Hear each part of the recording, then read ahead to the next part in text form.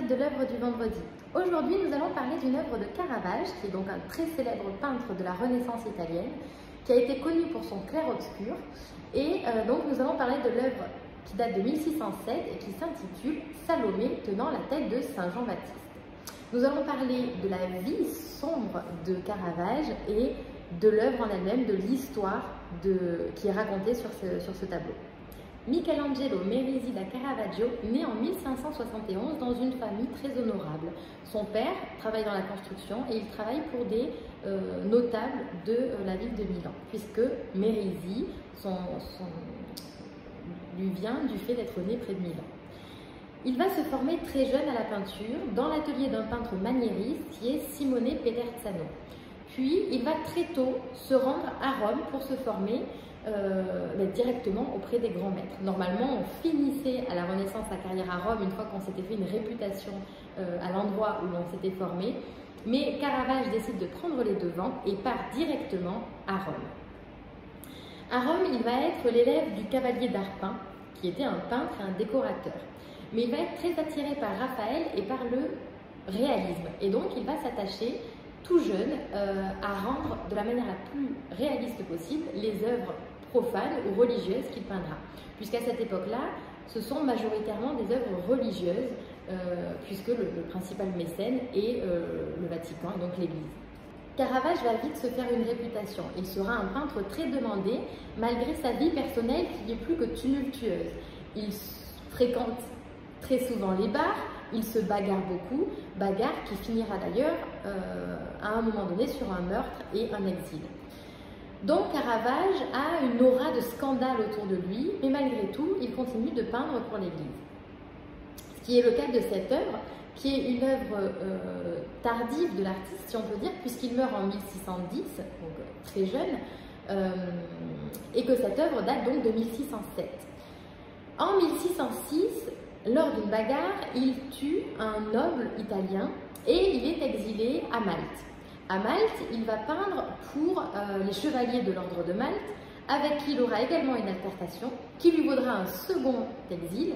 Et sur le bateau qui le ramenait en Italie, puisque entre-temps il avait été pardonné par l'Italie, et donc il avait le droit de rentrer chez lui, sur le bateau qu'il prend de manière illégale, il y a un problème avec un des matelots.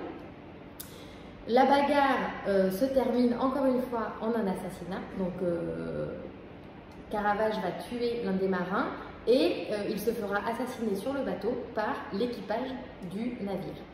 Donc une fin tragique qui sera une illustration du reste de sa vie personnelle qui a été vraiment très chargée, très romanesque, disons. Et cela se retrouve dans ces peintures qui sont représentatives d'un clair-obscur très fort, de contraste très fort, comme on peut le voir ici, avec ce fond quasiment monochrome, très sombre. Ça ne prend pas place dans une architecture, on ne sait pas vraiment où il se trouve, ça rend vraiment les œuvres intemporelles. Et les personnages sont éclairés d'une lumière très vive. Ici, c'est Salomé, avec la tête de Saint Jean-Baptiste. Alors, quelle est l'histoire de ce tableau? Eh bien, Salomé danse pour le roi Hérode. Charmé par la danse de Salomé, il lui accorde un vœu, le vœu de son choix. Sa mère, Hérodiade, était mariée et elle a divorcé pour se remarier avec un autre de ses oncles qui s'appelle également Hérode. Et Saint Jean-Baptiste avait dénoncé ce mariage, ce second mariage, alors que le divorce était interdit dans les lois hébraïques. Pour se venger de cette dénonciation, Hérodiade demande à Salomé que son vœu soit la tête de Saint Jean-Baptiste.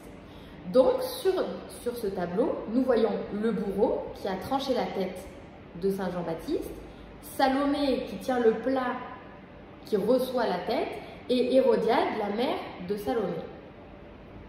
Il y a un jeu de regard entre les personnages qui fait circuler le regard à travers l'œuvre de manière circulaire. Tout d'abord, Salomé penche la tête d'un côté et regarde dans l'autre direction.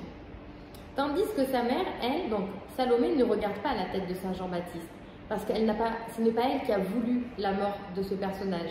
Et cela doit être assez atroce de tenir la tête de quelqu'un entre les mains. Hérodiade, elle, regarde la tête. C'est elle qui a demandé justement eh bien, cette vengeance. Donc elle regarde l'œuvre du bourreau. Le bourreau, torse nu, dont la musculature est particulièrement marquée et dévoilée par le clair-obscur de Caravage, lui regarde vers la poitrine de Salomé. Donc les visages et les regards font circuler notre regard dans le tableau afin que l'on aille voir tous les personnages. Les personnages qui sont mis en valeur par cette lumière crue, artificielle bien sûr, qui vient de la gauche.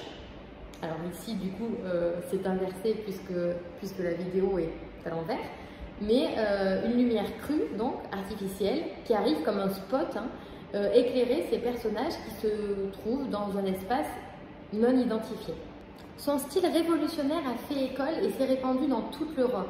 En France, par exemple, avec des artistes comme Valentin de Boulogne ou Georges de la Tour, mais aussi ailleurs, comme en Espagne avec Zombaran.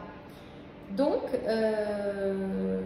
j'en ai terminé pour aujourd'hui. J'espère que vous en saurez plus sur Caravage et sur cette œuvre. Je vous souhaite une très bonne semaine et vous dis à la semaine prochaine pour un prochain épisode.